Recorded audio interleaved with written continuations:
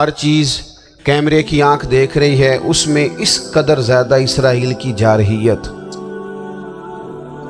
اس کے جواب میں دو تین تازیانے ہیں وہ سمجھنے والے۔ ایک ہے کہ میں کوئی جذباتی بات کروں گا، آپ اس کی تائید کر دیں گے۔ ایک ہے کہ پہلوؤں پر غور کرنے کا وقت ہے کہ اتنے کٹھن ماحول میں بھی اگر مسلم امہ کے لیڈر بیدار نہیں ہو رہے تو آپ کو پس منظر سمجھنا پڑے گا کہ ہم نے نبی پاک کی محبت کے تقاضوں کو نہیں سمجھا۔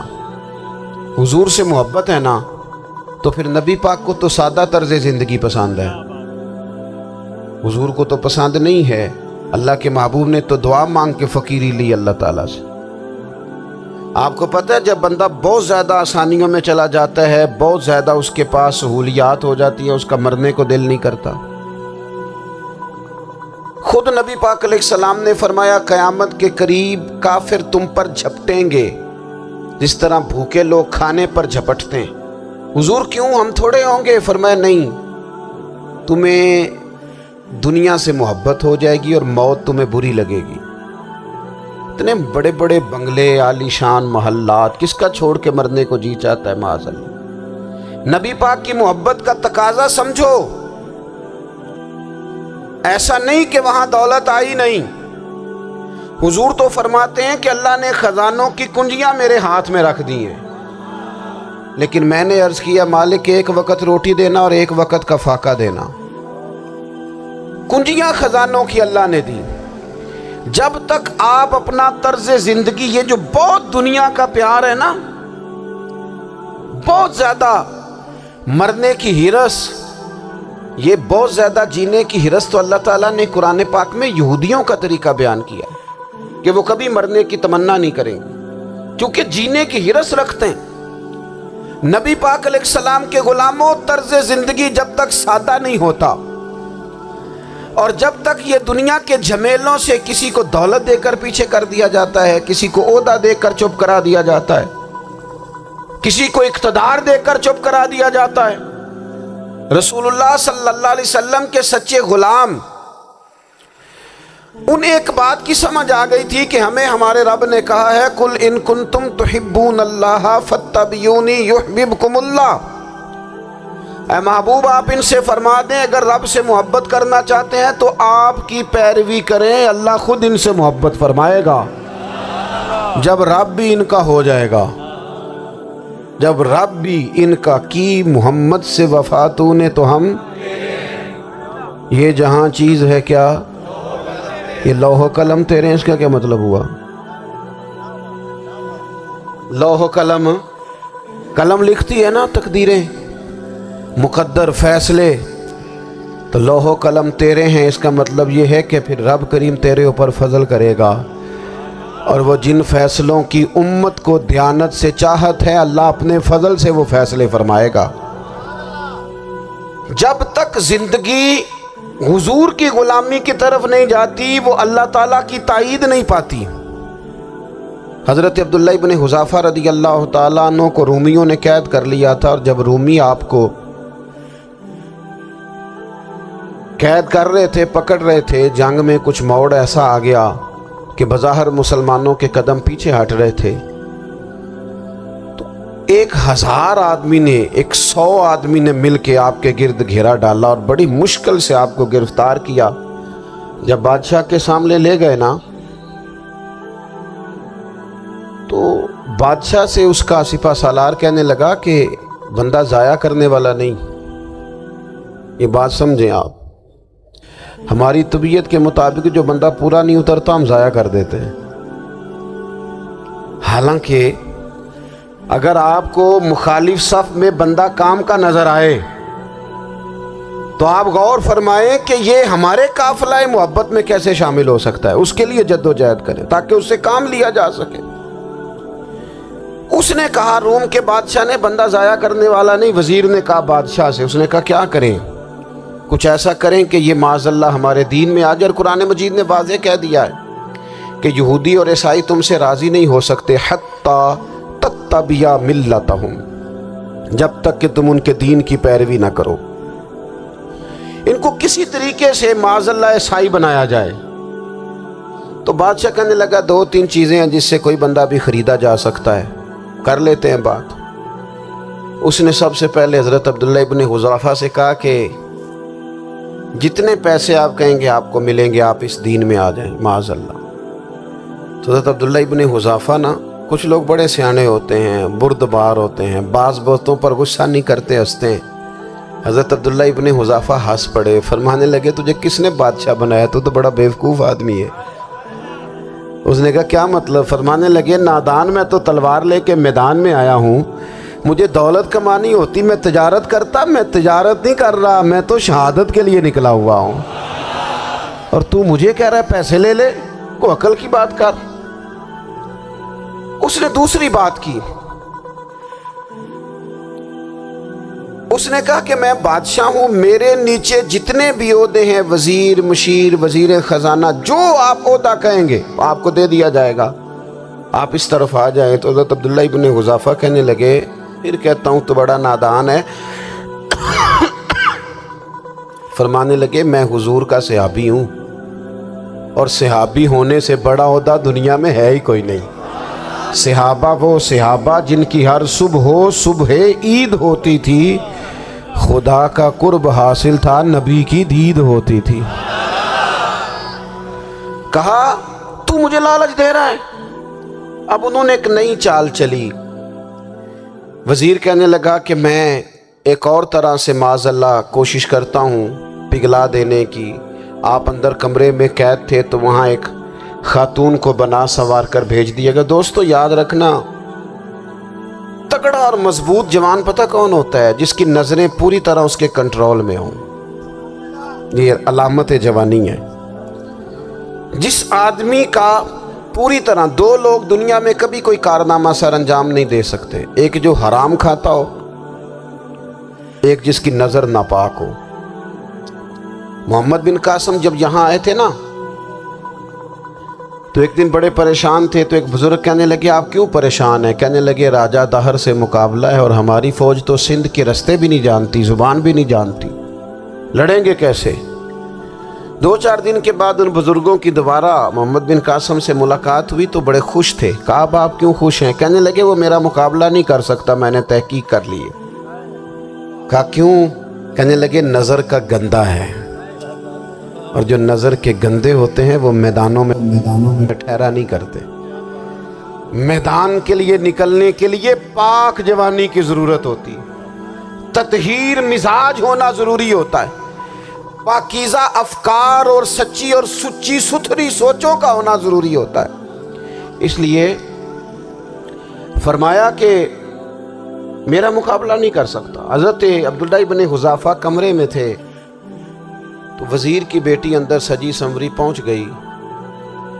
جیسے ہی آپ نے اس کفر کی چال کو دیکھا تو تیمم کر کے نفل شروع کیے۔ وہ ساری رات بیٹھی رہی، رب کا بندہ ساری رات عبادت کرتا رہا۔ عبادت بڑا سہارا ہے، مصلی بڑا سہارا ہے اللہ کے بندوں۔ صبح دروازہ کھولا، وزیر نے اپنی بچی سے پوچھنا چاہتا تھا رزلٹ کیا نکلا، تو وہ کہنے لگی پیچھے ہٹ جا، اب تیرا میرا تعلق کوئی نہیں، میں نے نبی پاک کا کلمہ پڑھ لیا۔ اس نے کہا میں نے بھی زمانہ دیکھا ہے، پر یہ کیا لوگ ہیں، کستوری کے بنے ہوئے، سندل سے دھلے ہوئے، کہ میں ساری رات کمرے میں رہی اور 100 اور 1000 آدمی جس جوان کا مقابلہ نہ کر سکے، اتنا طاقتور جوان کمرے میں رہا اور اسے نظر اٹھا کے نہ دیکھا۔ وہ کچا رنگ للاری والا جڑا چڑھدا تے لیندا رہندا ہے، اے عشق تیرے دا رنگ محمد چڑھیا پھر نہیں لیندا۔ میں کہا ایک دفعہ نظر اٹھا کے نہیں دیکھا، کمال ہو گئی۔ اتنے بڑے لوگ، اتنی بڑی سعادت مندی، فیروز بختی، معاملہ فہمی، حد ہو گئی۔ اللہ اکبر۔ دوستو بادشاہ جب پوری طرح ہار گیا نا، اس نے کہا مار دو۔ تیل گرم کیا ایک کڑاہی میں، اور جب آپ کو اس میں ڈالنے لگے تو آپ کی آنکھوں میں آنسو آ گئے۔ بادشاہ کا خیال ہوا شاید نرم ہو گئے ہیں، کہنے لگا روئے کیوں؟ فرمانے لگے سوچتا ہوں جان ہی ایک ہے، کتنا مزہ ہے اس کی راہ میں جان دینے کا، کتنی لذت ہے اس کے نام پر مرنے میں، کتنا لطف ہے۔ جے تو چڑھیا اتے دار بھی نہیں تے جے تو وکیا عشق بازار بھی نہیں تے ایڈا سستا سودا پیار بھی نہیں تے ایڈا سستا لبدا یار بھی نہیں۔ کئی جنگل گانے پیندے نی، کئی دوزخ لنگنے پیندے نی، جے اویس ملوں بھی مل جاوے ایدوں سستا ہور بپار بھی نہیں تے کچھ سمجھ نہ آوے لوکاں نوں وہ کادے نال شہید کرے۔ ڈٹھی یار دے ہاتھ تلوار بھی نہیں پر او دا خالی جاندہ وار بھی نہیں۔ کہنے لگے ایک جان ہے نا، تو دل کرتا ہے ہزاروں ہوتی تو ایک ایک کر کے محبوب کے نام پہ قربان کرتا، جب میرے پاس ہے ہی ایک، کروں کیا؟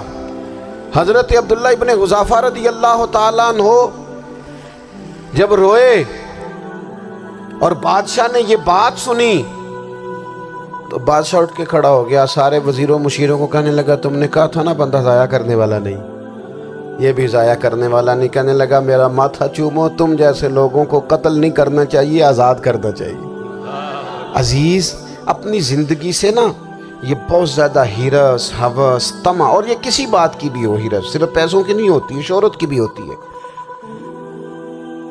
یہ بیماری انسان کو اقتدار کی بھی ہوتی ہے، تعریف کی بھی بیماری ہوتی ہے، یہ سارے نقص ہوتے ہیں لوگوں کو، اور معاذ اللہ بعض جبوں کبوں کے اندر بھی ہوتے ہیں، وہاں بھی پنپتے ہیں۔ اپنی زندگی جب تک اس سادگی میں نہیں لاؤ گے جو رسول پاک نے عطا فرمائی ہے، جب لوگ آسانیوں میں پوری طرح الجھ گئے تو پھر وہ دور ہوئے اور کفر چڑھ گیا۔ دوسری بات، اللہ کے محبوب صلی اللہ تعالی علیہ وسلم کی محبت ہم سے تقاضا کرتی ہے کہ ہم اس مشن کے لیے کام کریں جس مشن کے لیے رسول پاک نے کام فرمایا ہے۔ ہم سارے کام بڑی مضبوطی سے، سوچ سمجھ کے، تدبر سے، حکمت سے، تقاضوں کو مد نظر رکھتے ہوئے کرتے ہیں سارے کام۔ دین کے کام میں ہمارا مزاج نہیں ہوتا، او ہو جائے گا جی، آپ بسم اللہ پڑھیں جی، شروع کریں جی۔ آپ تقاضوں کو سمجھیں، چیزوں کو دبائیں نہیں، چیزوں پر غور کریں۔ کسی کے ذہن کی سطح پر سوال ابھرتا ہے، اس کا تسلی بخش جواب دیں۔ اپنی زندگی میں دین کے کام کے لیے اپنے آپ کو وقف کریں، اور دین کے کام کے بہت سارے پہلو ہیں۔ ہزاروں لوگوں کو قرآن پاک ٹھیک پڑھنا نہیں آتا، ہزارہا لوگ ہیں جو قرآن مجید کے مطالب سے آگاہ نہیں ہیں، دین کی بنیادی ضروریات سے لوگ نابلد ہیں۔ میں آپ کو کس طرح یہ بات سمجھاؤں کہ ہزاروں کی تعداد میں طلاقیں اس لیے ہوتی ہیں کہ مردوں کو طلاق کے مسئلے نہیں آتے، انہیں پتہ نہیں ہے کہ مجھے حقوق زوجین کے معاملے میں کیسے چلنا۔ ڈھیر سارے گھروں میں تباہی اس لیے ہے کہ تربیت اولاد کا دینی منہج ہمیں نہیں پتہ۔ اپنا حصہ ملائیں دین کے کام میں۔ ایک آدمی کو اگر تو نمازی کرنے میں کامیاب ہو گیا، تیری زندگی بدل گئی۔ وہ دین بیزار لوگ جو ہمارے بیچ بیٹھ کے ہماری نوجوان نسل کو پگڑی اور داڑھی کا نام لے کے بنیادی طور پر دین سے دور کرتے ہیں، ایسے نوجوانوں کو دین کا پیغام محبت دے کر دین کے قریب کرنا ہماری ڈیوٹیوں کا حصہ ہے۔ ہمیں ذمہ داری کا احساس کرنا پڑے گا، ہمیں یہ خاص قدم اٹھانا پڑے گا، توجہ دینی پڑے گی۔ مساجد، مدارس، میں آپ سے عرض کروں، اتنی ڈٹ کے مخالفت ہوتی ہے نا مدرسوں کی، اتنی ڈٹ کے۔ میں ادارہ چلاتا ہوں، اس کے چلانے میں جو مشکلات ہیں وہ تو ہم بتا نہیں سکتے آپ کو، اس لیے کہ میری قوم، میرا اس قوم سے تعلق ہے جو نعت خواں امیر کرنا چاہتی ہے، مدرسے نہیں۔ نقیب خطیب پیدا کرنا چاہتی ہے، شعر و شاعری کی زندگی کو پروان چڑھانا چاہتی ہے۔ فقط ہمارا ان لوگوں سے تعلق ہے جو لاکھوں کروڑوں روپیہ محافل پہ لگائیں گے، اور قاری صاحب بیچارے اگر مسجد کا کوئی ہونے والا کام کسی وقت بتا دیں گے تو وہ بڑی مشکل آ جائے گی ان کے لیے۔ یہ کیسے ہو سکتا ہے، آپ نے یہ ڈیوٹی بتا دی۔ مدارس، اور جتنا اہم رول دین کو پھیلانے میں مدارس اسلامیہ کا ہے، اتنی زبردست، لوگوں کا خیال ہوتا ہے میری طرح کے لوگ شاید کام کرتے ہیں، ڈیوٹی کرتے ہیں۔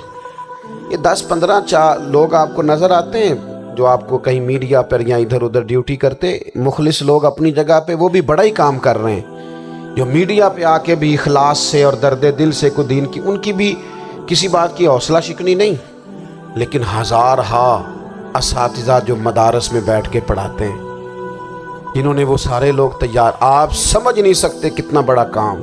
حفظ کا استاد جو ہوتا ہے نا، اس کی ڈیوٹی 24 گھنٹے ہوتی ہے فجر سے پہلے، اور اس نے بچوں کو اٹھانا ہے۔ تنخواہ تو ہم انہیں دینا نہیں نہ چاہتے جی، تنخواہ نہیں دے دی انہوں نے، ہمیں مولوی امیر نہ ہو جانا، مولوی نو تے سوٹ بھی 27ویں والی رات دے ہے تاکہ کدھر سوان کے عید والے دن پا نہ لوے، چونکہ 27ویں تو بات تے درزی پھڑتا ہی کوئی نہیں، کیوں حضرت؟ ایسے ہی ہے نا، اس وقت تو نہیں نہ لیتا، تو ہم چاہتے ہیں مولوی ہماری مرضی کے ہماری طرح کا سوٹ نہ پہن لے۔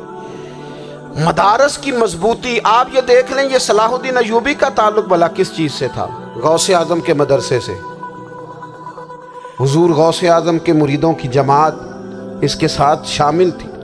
کون لوگ تھے جنہوں نے مدارس سے فیض پایا؟ رازی اور غزالی، حضور غوث اعظم، خواجہ اجمیر، یہ سب لوگ مدارس کے لوگ ہیں۔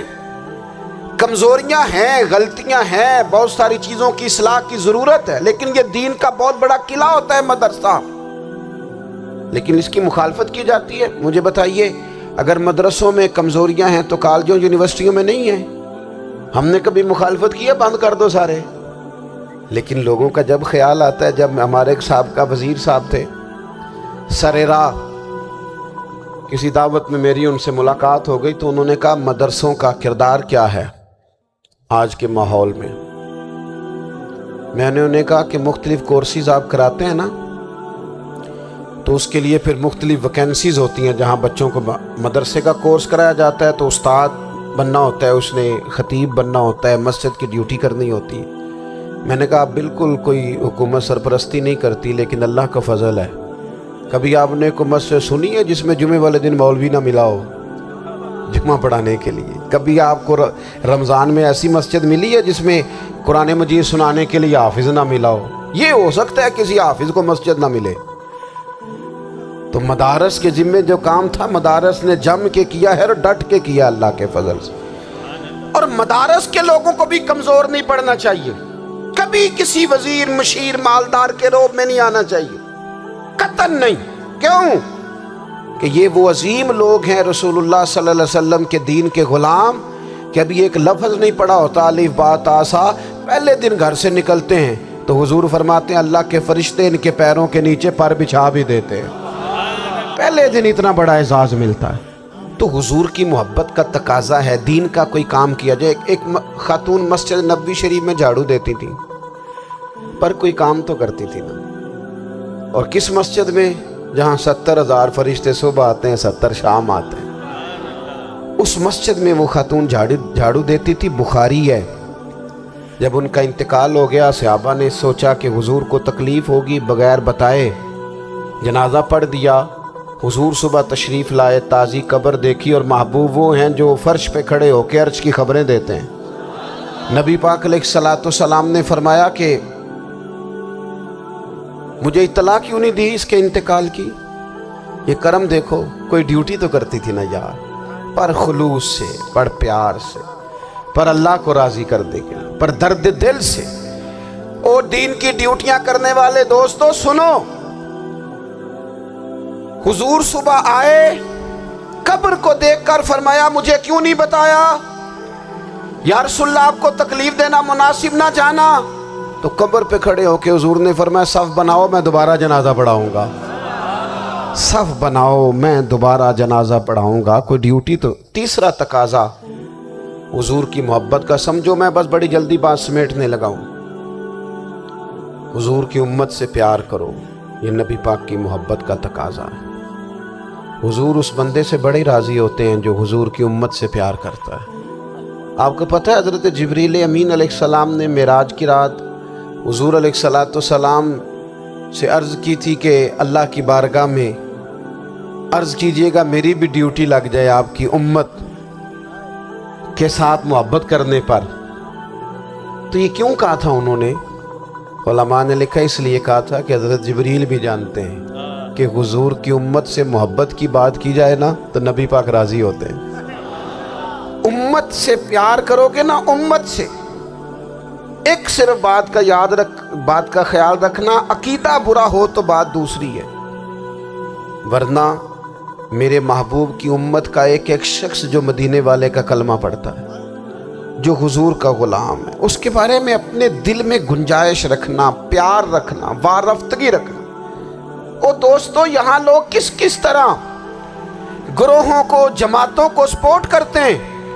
نبی پاک نے اس امت کی کثرت پر فخر بیان کیا اور حضور فرمانے لگے 120 صفیں جنتیوں کی ہوں گی، قیامت میں 80 صفیں صرف میری امت کی ہوں گی، میں کثرت امت پر فخر کروں گا۔ ان لوگوں سے پیار کرنا ہے، ان کے دکھ درد کو سمجھنا ہے۔ پتہ ہے آج کیا ہوتا ہے؟ آج ہمیں نا مختلف چھوٹے چھوٹے ملکوں میں بانٹ دیا گیا، تو ہم کسی دوسرے مسلمان بھائی کا درد نہیں محسوس کرتے، ہم گھروں میں نہیں محسوس کرتے۔ پڑوسی پر ظلم ہو رہا ہو تو ہم کہنے پتر ساڈا نہیں مسئلہ، یہ دا مسئلہ ہے، تینوں کی لگے۔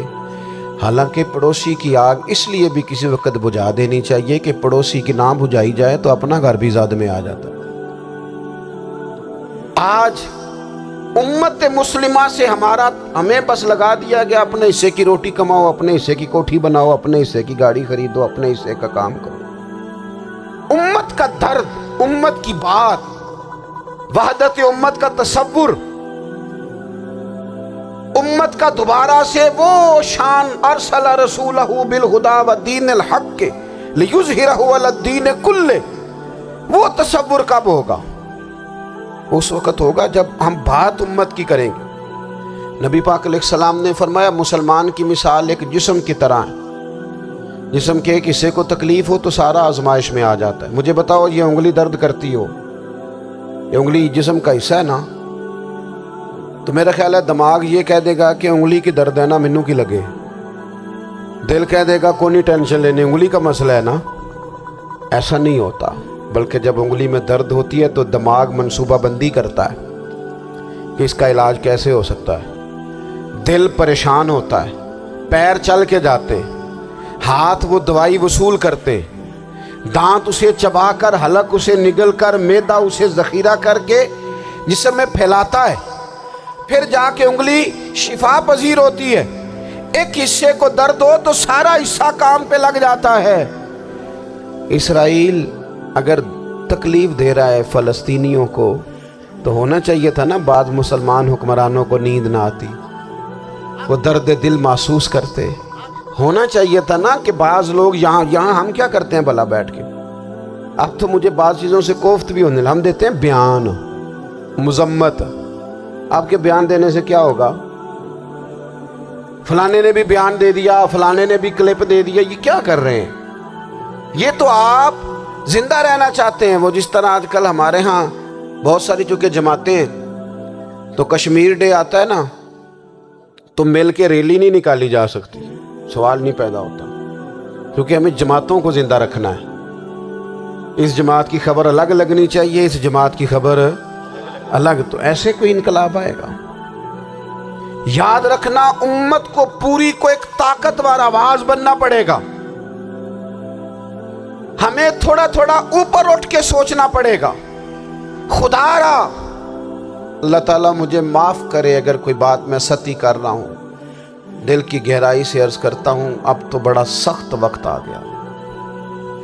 اب چونکہ اب تو کیمرے کی آنکھ آئی ہے تو وہ زخمی بچے دیکھے نہیں جاتے، وہ تڑپتی مائیں دیکھی نہیں جاتی، وہ سسکتی اور آواز دیتی بیٹیاں سنی نہیں جاتی۔ وہ آوازیں ایسی ہیں جیسے وہ رات کے سناٹوں میں چیخیں بن کے لوگوں کو جگایا کریں گی۔ خدا را کچھ جرم ایسے ہوتے ہیں جن کی سزائیں بڑی سخت ہوتی ہیں، جن کی معافی بڑی مشکل سے ہوتی ہے۔ اپنے اندر جذبہ ایمانی پیدا کریں۔ اور میرے دوستو بستر پر بھی تو لوگ ماری جایا کرتے ہیں نا۔ اپنی زندگی رسول اللہ صلی اللہ علیہ وسلم کے دین کے نام کرو، جذبہ جہاد، شوق شہادت اور عشق رسول، یہ عناصر ہیں جو امت مسلمہ کو پیروں پر کھڑا کریں گے۔ 2 منٹ کے لیے سوچو، امت اگر اسی طرح کٹتی رہی، پریشان رہی، دکھتی رہی اور باری باری کر کے اقبال نے کیا کہا تھا؟ اس نے کہا تھا وطنوں میں، انہوں نے کہا تھا کہ ان تازہ خداؤں میں بڑا سب سے وطن ہے، جو پیرہن اس کا ہے وہ مذہب کا کفن ہے۔ تو اقبال ہم کیا کریں؟ کہنے لگے بازو تیرا توحید کی قوت سے قوی ہے، اسلام تیرا دیس ہے، کیونکہ تو مصطفی ہے۔ تو بحیثیت مسلمان سوچنا شروع کر، بحیثیت مسلمان، اور یوں تو سید بھی ہو، مرزا بھی ہو، افغان بھی ہو، تم سبھی کچھ ہو، بتاؤ کہ مسلمان بھی ہو۔ تمہارے اندر کہیں سے کوئی مومن بھی بولتا ہے کہ نہیں؟ علاقائی تعصبات اور ملکی سرحدوں میں قید ہو جانے والوں، تم ایک نبی کی امت ہو۔ کیوں نہیں سمجھتے کہ جب کشمیر کی بیٹی روتی ہے تو مدینے والے محبوب پاک علیہ السلام کی امت کی بیٹی روتی ہے، جب فلسطین کی بیٹی روتی ہے تو امت کی بیٹیاں روتی۔ خدا را کچھ درد دل اپنی طبیعت میں پیدا کریں۔ میں حکمرانوں کی بات نہیں کرتا، میں تو عام لوگوں سے ایسے تبصرے سنتا ہوں جو نہیں کرنے چاہیے۔ وہ نہیں جی نہیں، دوسرا رخ بھی دیکھو، عام آدمی اٹھ کے، عام لوگ بھی یہ خطرناک سوچیں اور ان سے خوفناک نتائج برآمد ہوں گے۔ تو 3 باتیں میں نے آپ کی خدمت میں عرض کی ہیں۔